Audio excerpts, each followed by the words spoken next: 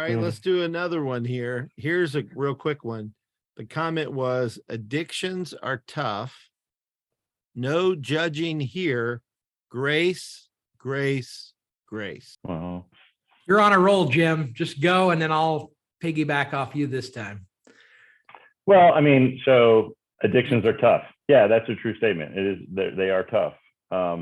No judgment here. That's kind of an open-ended statement right there. So if I say, hey, you are trapped in a besetting sin that's causing all kinds of damage in your life, and you need to turn to Christ for that, is that a judgmental statement? You know, I don't know what they mean by no judgment here. That's a famous, like, I don't know what else to say, so let me say that to let you know that it's kind of like one of those catch-all statements, in my opinion. You know, grace, grace, grace. Yes. What about the truth? You know, we forgot about we need grace, but we also need truth, you know, because that's the double barrel shotgun of helping people. Grace and truth and love, you know, those two things going hand in hand. So that's usually the statement to go ahead and, now you got me thinking more. So if you're making a statement, no judgment here and just grace, it's probably going to be a lack of truth. Because Jesus was full of grace and truth. So you said the double barrel shotgun. I'm like the 1-2 punch. Our lead pastor Jason, like the 1-2 punch of Christianity is grace and truth.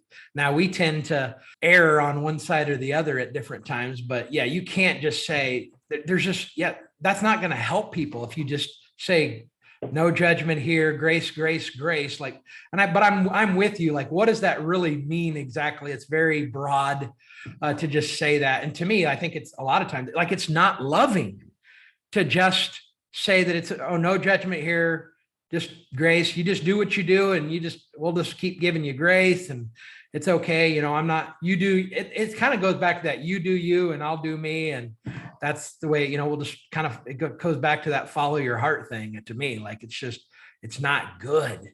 This leads to bad places. Paths lead to places, and that path, that idea, that mindset leads to bad places. You got to have both.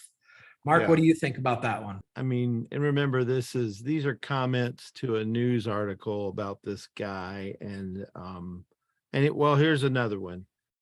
I'm thankful that I do not make the news every time I mess up. Hang in there, Josh. You are still one of my favorites. So this is somebody from Texas. He played on the Texas Rangers.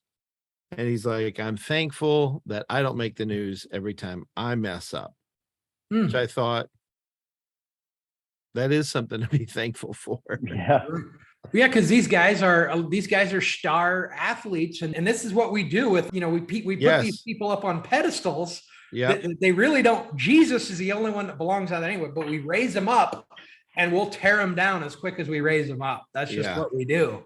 That's the human heart. You know, celebrity pastors or whatever. You know, that some of those guys, same thing, and they just get tore to shreds whenever they sin, which is. Surprise, surprise, surprise. I mean, I get that one a little bit, but at the same time, it's like, it's still ultimately, we're responsible. We're always responsible for, and there's consequences, and the consequences look different for all of us, depending on where we're at in life and what platforms we have. Right.